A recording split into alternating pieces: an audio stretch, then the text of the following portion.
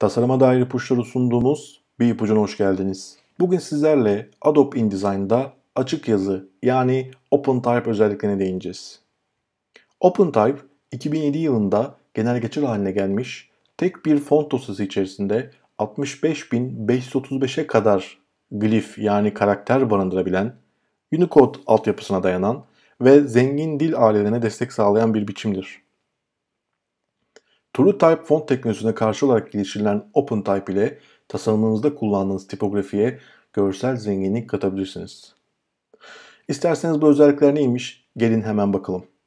Öncelikle şunu söylemek istiyorum. Bu özelliklerin tabii ki Türkçe karşılıkları var. Ancak Adobe InDesign içerisinde kolay bulabilmeniz için ben İngilizceleri üzerine anlatacağım. İlk özelliğimiz ligatür yani bağ. Ligatür, bazı harfler yan yana geldiklerinde ortaya çıkan rahatsız edici etkileşimi azaltmak için kullanılır. Nedir bu etkileşimler? Bakın örneğime bakıyorum. Şurada gördüğünüz gibi F ile L'nin ucu birbirine değerek yapışarak rahatsız edici bir görüntü ortaya çıkarmış. İşte bu rahatsız edici görüntüyü ortadan kaldırmak hem de tipografime görsel bir zenginlik katmak için ligatürü kullanabilirim. Bunun için karakter paletine ihtiyacım var. Eğer sizin karakter paletiniz açık değilse bunu Windows menüsünden Type and Tables'tan bakın açabilirsiniz. Öncelikle standart ligatüre bakalım. Yazı alanıma tıklıyorum ve daha sonra karakter paletindeki hemen sağındaki iletişim kutucuğuna tıklıyorum.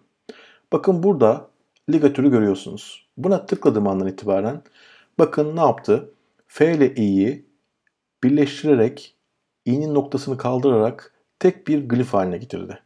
Aynı şekilde bunu FF ve FL için de yaptı. Gördüğünüz gibi rahatsız edici etkileşim ortadan kalkarak daha doğru ve daha iyi bir görüntü ortaya çıkardı. İkinci özellik ise seçmeli bağ. Bu ise zorunlu olmamakla beraber yazı tasarımcının yaptığı bir şeydir. Ve genellikle ST, CT gibi harflerde görünür. Bunun için bakın yazı alanıma tıklıyorum. Tekrar karakter paletinden iletişim kutucuğuna tıklıyorum ve ligatürü tıklıyorum. Oldu mu? Olmadı. Çünkü bu seçmeli bir bağ olduğu için bunu ligatür sekmesinden yapamam. Bunun için tekrar karakter paletine giriyorum ve OpenType özelliklerine ihtiyacım var. İşte burada Discretional Ligatures yani seçmeli ligatürlere tıkladığımda bakın S ile T'yi birbirine bağlayarak görsel zenginlik kattı ve tek bir glifmiş gibi bir tasarım ortaya çıkardı. Bu tür ligatür özelliklerini kullanarak tasarımınıza zenginlik katabilirsiniz. Diğer bir özelliğimiz ise eski biçim rakamlar yani Old Style Numerals. Burada gördüğünüz gibi bir yazım var ve buradaki harfler hepsi taban hattına oturuyor. Şimdi ben buna tıklayıp, yazı alanıma tıklayıp tekrar karakter paletinden OpenType özelliklerine girerek burada bakın Proportional Old Style'a tıkladığımda gördüğünüz gibi harflerin oturduğu taban hattı değişerek daha ritmik bir hale büründü. Böylelikle üstte ve altta kalan boşluklar dengelenmiş oldu ve aynı zamanda yazı alanıma ritmik bir hareket kattı. Ben genellikle eski biçim rakamları kullanmanızı öneririm. Çünkü tasarımınıza görsel bir zenginlik katar, yazı alanını ritmik bir hale kavuşturur ve daha kolay, daha akıcı bir okuma sağlar. Diğer bir özelliğimize geçelim. Diğer bir özelliğimiz ise genellikle hesap tabloları gibi yerlerde kullanılır. Bu şekilde alt alta rakamlar olduğunda bu rakamları ayıran nokta ve virgüllerin aynı hizada olması gerekir. Bakın burada yanlış bir dizgi var çünkü noktalar aynı hizada değil. Bu noktaları şöyle gösterebiliriz. Bakın hepsi aynı hizada olması gerekirken şu an farklı konumdalar. İşte bu hatayı engellemek hem de bu rakamları düzeltmek için Tabular Lining denen bir özelliğe ihtiyacım var. Tekrar yazı alanıma tıklıyorum ve karakter paletinden iletişim kutucuğundan OpenType özelliklerine geliyorum.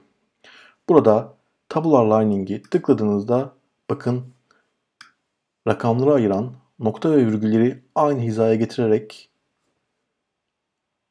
dizgimin daha dengeli olmasını sağladı. Özellikle hesap cetveli, matematiksel tablolar gibi yazı alanlarında bu özelliğin mutlaka ama mutlaka kullanılması gerekiyor. Hemen gelin diğer özelliğime geçelim.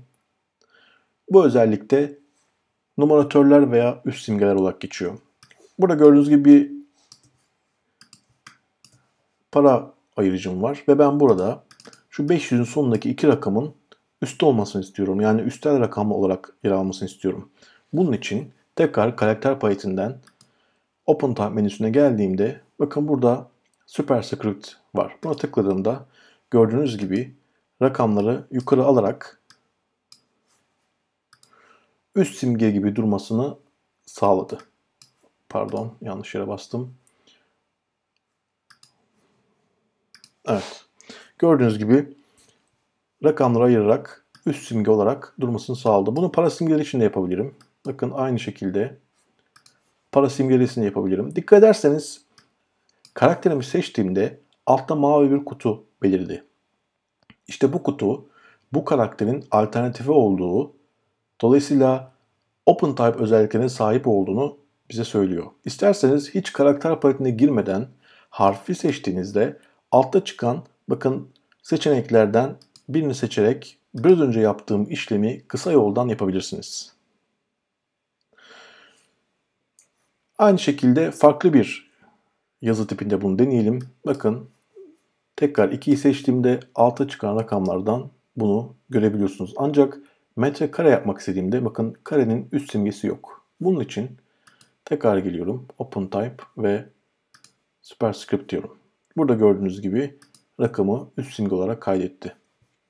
Şimdi şunu sorabilirsiniz. Yani neden şuradaki Superscript'i kullanmadın da OpenType'ın içindekini kullandın? Hemen deneyelim. OpenType'a girmeden bunu kullandığımda bakın iki rakamın da birbirinden farklı olduğunu görüyorsunuz. Bu rakam harflerin kalınlığıyla eşken bu biraz daha ince kaldı. Neden? Çünkü buradaki özellikler InDesign'ın otomatik olarak yaptığı özellikler. OpenType'ın içindeki özellikler ise yazı tasarımcısının bizzat çizdiği, bizzat kendi tasarladığı özellikler. Dikkat ederseniz yazı tasarımcısı üst rakamın ağırlığının diğer harflerle eş olması için biraz kalınlaştırmış. Dolayısıyla baktığımda harflerin kalınlıklarının hepsinin eş olduğunu görüyorum. Ancak buradaki üst simge buradaki harflerin kalınlığına göre biraz ince kaldı. Gördüğünüz gibi InDesign'ın otomatik ayarlarını kullanmak her zaman doğru değil. Bu açıdan yazı tasarımcısının kararlarına saygı göstermek ve yazı tasarımcısının belirlediği karakterleri kullanmak önemli. Bunun için de OpenType özelliklerine sahip bir fonta ihtiyacım var. Şimdi genellikle ülkemizde sıkça görülen bir durum, DaFont'tan indirilen fontları kullanıyoruz. Ancak bilmeliyiz ki DaFont'ta ücretsiz olarak verilen fontlar genellikle taslak fontlardır. Tamamen bitirilmemiş fontlardır. Dolayısıyla OpenType özelliklerine sahip olmaz. Bazı uyumlama ayarlarına sahip olmaz. Bazı metriklere sahip olmaz. Bu nedenle DaFont'tan aldığınız veya ücretsiz aldığınız, indirdiğiniz fontlarla bir dizgi yaptığınız zaman sıkça hatalarla karşılaşırız. Bu yüzden imkanınız varsa profesyonel fontlar satın almak, profesyonel fontları satın alırken bu OpenType özellikleri var mı yok mu sorgulamak önemlidir. Biz ise stylistic set ve alternates, yani artistik setler ve alternatifler. Farkı görmek için bu fontumdan bir kopya alalım. Gördüğünüz gibi kaligrafik bir fontum var. Tekrar yazı alanımı seçiyorum ve yazı alanımı seçtikten sonra karakter panelinden OpenType'a girerek bakın stylistic setin içerisinde iki tane setin tanımlı olduğunu görüyorum. Burada eğer yazı tasarımcısı isterse 20'ye kadar farklı setler tanımlayabilir. Buradaki köşeli paranteze sahip setler tanımlanmış setler değil. Set 1'e tıkladığımda bakın büyük harflerin değiştiğini görüyorum. H ve M harflerinin farklı alternatiflerini burada görebiliyorum. Biraz önce bahsettiğim gibi eğer yazılımın içerisine girerseniz bakın bir harfi seçtiğinizde o harfin farklı alternatifini buradan kullanabiliyorsunuz. Bakın A harfinin mesela 2 tane alternatif var. Seçtiğimde bakın buradan bunu kullanabiliyorum. Aynı şekilde H harfinin alternatifini de M harfinin alternatifini de bu şekilde kullanabiliyorum. Böylelikle bir karakterin içerisindeki farklı alternatifleri kullanarak tipografimi zenginleştirebiliyorum. Şimdi gelin diğer bir özelliğe bakalım. Bu özellikte small caps olarak bilinen kısa büyük harfler. Bazen görürsünüz büyük harf biçiminde olan ama aslında büyük harf kadar büyük olmayan bazı dizgiler görürsünüz. Small caps'ler genellikle küçük harf boyutunda olan büyük harflerdir. Genellikle de bir metnin bir bölgesine ya da bir cümlesine dikkat çekmek için kullanılır. Örneğin şöyle bir cümlem var Yaşar Kemal'den. Bu cümlenin ilk girişine ben dikkat çekmek istiyorum. Bunu seçip karakter panelinden Open Type'a girdiğimde bakın burada All Small Caps var. Bunu tıkladığımda gördüğünüz gibi küçük harf boyutunda büyük harflere ulaştım. Yani kısa büyük harflerimi hazırlamış oldum. Böylelikle metnin hem girişine dikkat çekmiş hem de görsel bir zenginlik katmış oldum. Genellikle kısa büyük harfleri kullanmanızı öneririm. Biraz önce bahsettiğim şeye bakalım. Neydi o? Yani mesela burada da small caps var. Niye bunu kullanmadığımda bunun içerisinde kullandım. Bakın bunu tıkladığımda i'nin büyük kaldığını görüyorum. Çünkü InDesign i'yi Türkçe karakter olan i'yi tanımadı ve onu küçültmedi. Buradaki small caps'in doğru olmadığını, dolayısıyla Adobe InDesign'ın otomatik ayarlarının değil de yazı tasarımcısının belirlediği OpenType özelliklerinin kullanılmasının daha doğru olacağını söyleyebiliriz. Bir ipucundan bugünlük bu kadar. Umarız faydalı olmuştur.